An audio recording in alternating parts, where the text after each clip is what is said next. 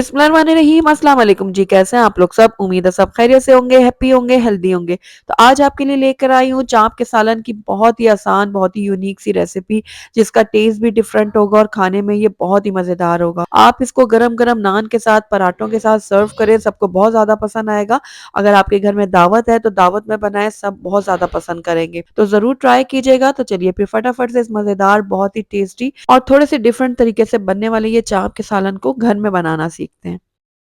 तो बिस्मिल्लाहिर्रहमानिर्रहीम चाँप का सालन बनाने के लिए मैंने यहाँ पर 750 ग्राम्स मटन की चाँप ले ली थी, जिनको मैंने अच्छी तरह से धो के छन्ने में रख दिया था ताकि इनका एक्सेस पानी निकल जाए। अब इन चाँपों को मैं एक तरफ रखती हूँ और इन चाँपों को बनाने के लिए 2 किस्म के पेस्ट तैयार करूँगी, जिसके लिए मैंने यहाँ पर 2 मीडियम साइज़ के प्याज़ लिए थे, जिनको रफली काट लिया, साथ ही 2 मीडियम साइज़ के टमाटर थे, इनको भी रफली काट लिया। इन दोनों का मैं पेस्ट तैयार करूँगी। दूसरी तरफ मैंने यहाँ पर एक मीडियम साइज़ का प्याज़ लिया था, जिसको मैंने ब्राउन कर लिया, हाफ कप मैंने दही लिए, इन दोनों का भी मैं पेस्ट तैयार कर लूँगी। तो यहाँ पर देखिए इन सारी चीज़ों का मैंने पेस्ट तैयार कर लिया है प्याज़, टमाटर का और ये प्याज़ और दही। इनको भी एक तरफ रखते हैं और अब चलते हैं नेक्स्ट स्टेप की तरफ। तो यहाँ पर मैंने कढ़ाई ले ली है, इसके अंदर मैं ऐड कर दूँगी तकरीबन 3/4 कप ऑयल। ऑयल जैसे ही थोड़ा-सा गरम होगा इसके अंदर हम ऐड करेंगे 1 तेज़पात का पत्ता और 4 से 5 अदद मैंने साबित काली मिर्चें भी ऐड कर दी हैं। अब इनको हम हल्का-सा फ्राई करेंगे।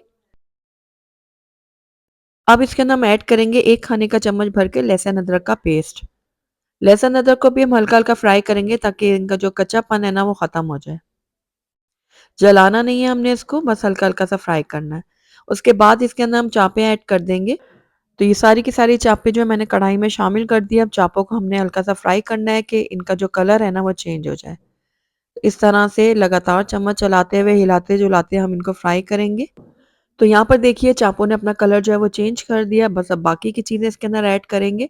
तो सबसे पहले टमाटर और प्याज़ का जो पेस्ट हमने तैयार किया था वो डाल देंगे इसके अंदर। इसको भी हम थोड़ा-सा मिक्स कर लेते हैं। थोड़ा-सा मिक्स करने के बाद इसके अंदर हम बाकी के मसाले ऐड करेंगे।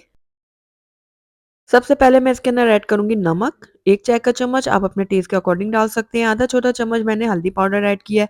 1 खाने का चम्मच ऐड करेंगे इसके अंदर धनिया पाउडर, 1 चाय का चम्मच इसके अंदर मैंने देगी लाल मिर्चों का पाउडर ऐड किया और 1 चाय का चम्मच मैंने इसके अंदर कश्मीरी लाल मिर्चों का पाउडर ऐड किया, जिससे इसका टेस्ट अच्छा आएगा। आधा छोटा चम्मच मैंने इसके अंदर ज़ीरा पाउडर भी ऐड किया है और अब सारी चीज़ों को हम अच्छी तरह से मिक्स करेंगे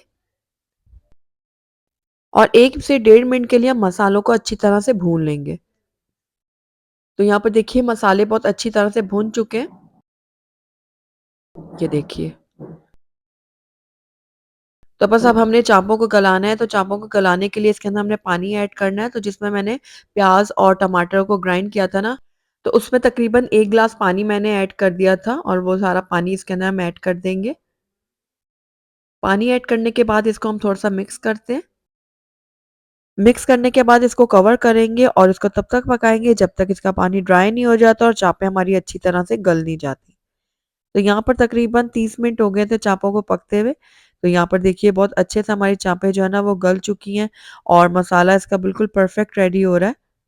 ये देखिए, मैं आपको चेक भी करवा देती हूँ कि ये चाप कितनी अच्छी तरह से गली है। ये देखिए, तो चाप हमारी बहुत अच्छी तरह से गल चुकी है। बस अब इस टाइम पे क्या करना है, हमने इसकी भुनाई करनी है।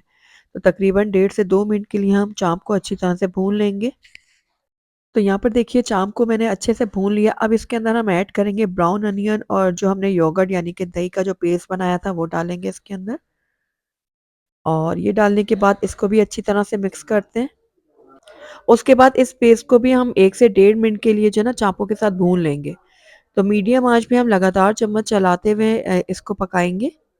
साथ ही इसके अंदर मैं साबित हरी मिर्चें भी ऐड कर रही हूँ, इससे बहुत अच्छी खुशबू भी आएगी, फ्लेवर भी आएगा।